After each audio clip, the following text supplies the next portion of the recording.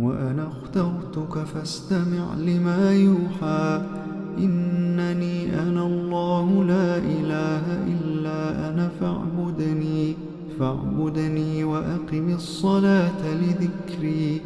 إن الساعة آتية أكاد أخفيها لتجزى كل نفس بما تسعى.